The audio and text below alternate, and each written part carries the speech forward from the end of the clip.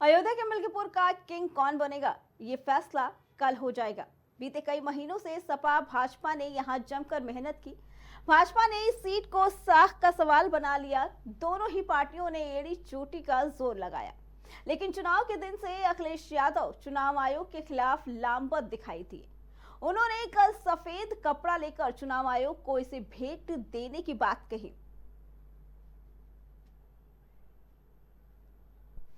मैं सीधा पार्लियामेंट आ गया हूं। अगर मेरे पे कहीं सफेद कपड़ा मिल गया होता तो क्योंकि इलेक्शन कमीशन मर गया, मैं सफेद कपड़ा उन पे पहना देता। आप सोचिए, अधिकारी जाति देख करके पोस्ट हुए। अभी कुछ दिन पहले लोकसभा में भारतीय जनता पार्टी के लिए कह रहे थे कि कुछ लोग जाति जाति करते हैं। भारतीय जनता पार्टी ने जाति के आधार पर पोस्ट किया है। वहां के एसएसपी को लगातार निर्देश मिल रहे थे, लगातार निर्देश दिए जा रहे थे लखनऊ से। कई बार एग्जिट पोल के जो अनुमान होते हैं वो ठीक नहीं निकलते हैं। जो एग्जिट पोल अपने सर्वे के माध्यम से जानकारी देता है वो कई मायने में सही नहीं निकलते। अब क्योंकि कल रिजल्ट आना ही है, तो जो मतदान हुआ है उसकी पूरी सच्चाई आपको कल मिल जाएगी। किसकी सरकार बनेगी, किसकी सरकार जाएगी, ये तो दिल्ली की बात हो गई।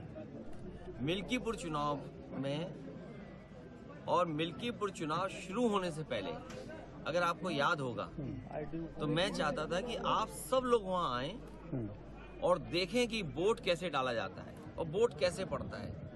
भारत का लोकतंत्र और खासकर बीजेपी की सरकार में किस तरीके से लोकतंत्र और मजबूत हो रहा है, कितना मजबूत दिखाई देता, वो आप लोग आए नहीं। आपने एक बहुत बड़ी अपॉर्चुनिटी मिस कर दी। शायद ये सदी में एक बार देखने को मिली होती आपको। जैसे ये वाला कुंभ जो है, महाकुंभ की कोई परिभाषा नहीं है, लेकिन क्योंकि जमाना आजकल मार्केटिंग का है और जितना आप उसको कम्युनिकेट कर ले जाओ तो महाकुंभ हो गया। 144 साल का किसी ने प्रमाण नहीं मांगा। ये चुनाव भी 144 साल वाला जैसा चुनाव था जो आपको देखना चाहिए था। सोचिए आप, बगल के जिले जो हैं वहां से भारतीय जनता पार्टी ने अपने कार्यकर्ता बुलवाए। अंबेडकर नगर से कार्यकर्ता आए। अब तो हम लोगों को उनके गांव पता लग गए हैं क्योंकि पकड़े गए थे कुछ लोग। बगल के जिले से अमेठी से लोग आए थे, सुल्तानपुर से लोग आए थे, रायबरेली से लोग आए थे और गाड़ियों के नंबर हैं। अगर आप चाहोगे तो मैं अपने पार्टी के पेज पे कुछ गाड़ियों के नंबर आपको दे दूंगा, डाल दूंगा। प्रिसाइडिंग ऑफिसरों की आपको वो रिकॉर्डिंग मिल गई होगी, जहां पर प्रिसाइडिंग ऑफिसरों से पूछा कि भाई टारगेट पूरा है कि नहीं है और किस टारगेट में आप हैं। आपको 30 वोट डलवाना है फर्जी या 50 वोट डलवाना है या उससे ऊपर, वो भी रिकॉर्डिंग आपको हम लोगों ने जानकारी कर दे दी।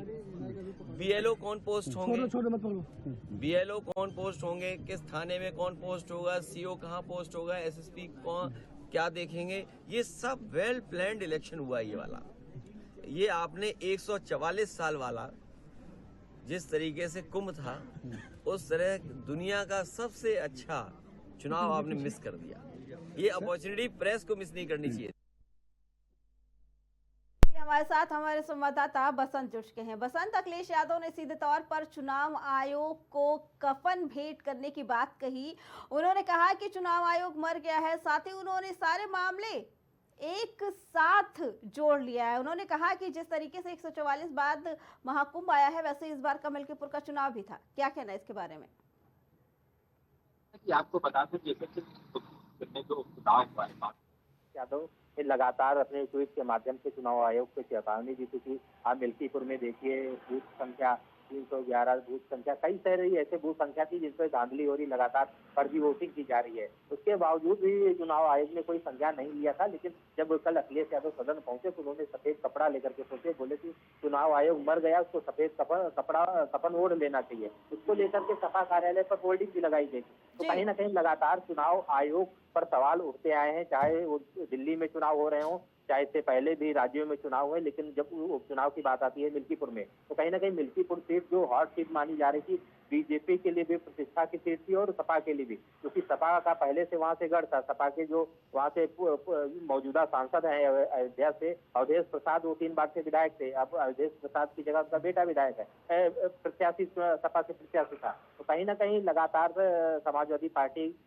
अध्यक्ष की तरफ से चुनाव आयोग पर सवाल उठाए जा रहे थे, लेकिन अब चुनाव आयोग को साफ घेरते हुए अखिलेश यादव ने कह दिया है कि चुनाव आयोग सिर्फ सत्ता पक्ष के इशारे पे काम कर रहा है। चुनाव आयोग जो सत्ता पक्ष से चाह रहा है वही कार्य कर रहा है। चुनाव आयोग पर तमाम सारे मुद्दों को लेकर के अखिलेश यादव ने घेरा भी है। जी जय बसंत, और अखिलेश यादव का ये भी कहना है कि हमने चुनाव में मतदान वाले दिन के भी वीडियो शेयर किया है, जिसमें साफ तौर पर देखा जा सकता है कि किस तरीके से प्रशासन भाजपा के लिए काम कर रहा है। क्या कहना है इसके बारे में? देखिए, अगर वहां पर चुनाव आयोग पर घेरने की बात है, चुनाव आयोग को लेकर के कई सारे वीडियो सपा के ट्विटर हैंडल से सपा चुनाव आयोग को टैग भी किए है। लगातार अखिलेश यादव ने खुद टैग किया और बोला कि चुनाव आयोग निष्पक्ष वहां पर मतदान कराए। वहां पर जो प्रशासन है वो लगातार वोटर्स को धमका रहा है, वोटर्स ID चेक कर रहा है, उनको वोट नहीं डालने दिया जा रहा है। जहाँ पर जो मुस्लिम बाहुल क्षेत्र है वहां पर लोगों को चलने नहीं दिया जा रहा। तो कहीं न कहीं तमाम सारे मुद्दों को लेकर के लगातार सपा के जो राष्ट्रीय अध्यक्ष हैं अखिलेश यादव चुनाव आयोग से घेरते नजर आए थे और लगातार कहते आए कि चुनाव आयोग मिला हुआ। कहीं ना कहीं चुनाव आयोग खुद चाहता है कि जो मिल्कीपुर की सीट है उसको बीजेपी के झोले में डाली जाए। तो कहीं ना कहीं ये तमाम सारे मुद्दे हैं और जो सवाल चुनाव आयोग पर खड़े भी होते हैं, तो इसमें भी कहीं ना कहीं एक सच्चाई भी आप देखिए, कई सारे वीडियोस वायरल हो रहे हैं। वहाँ के नेता हो चाहे वहाँ के कार्यकर्ता हो, बीजेपी लगातार बोल रहे हैं कि देखो मैंने फर्जी वोटिंग की है। तो चुनाव आयोग को संज्ञान में लेना चाहिए था।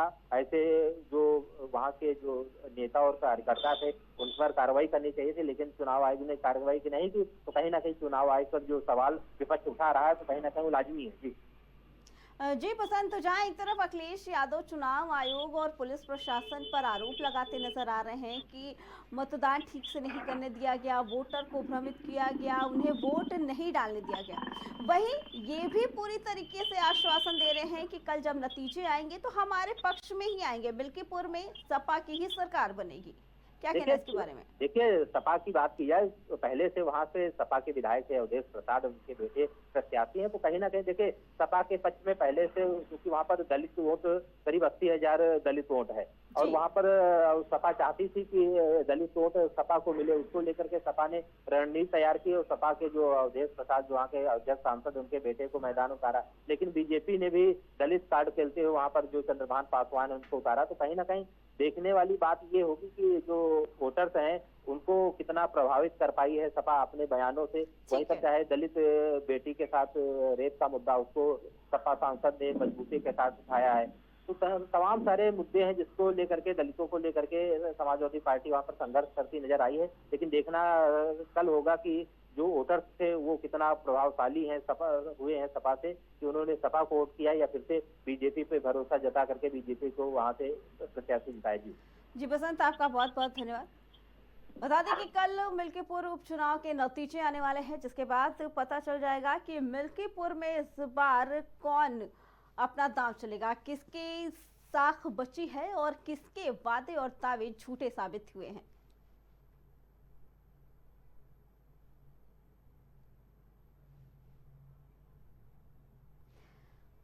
बता दें कि अखिलेश यादव जहां एक तरफ लगातार चुनाव आयोग को लेकर, पुलिस प्रशासन को लेकर सरकार पर हमला बोल रहे हैं, उनका कहना है कि चुनाव आयोग मर चुका है और पुलिस प्रशासन और चुनाव आयोग दोनों ही भाजपा सरकार के कहने पे काम करती हैं, भाजपा सरकार के लिए काम करती है।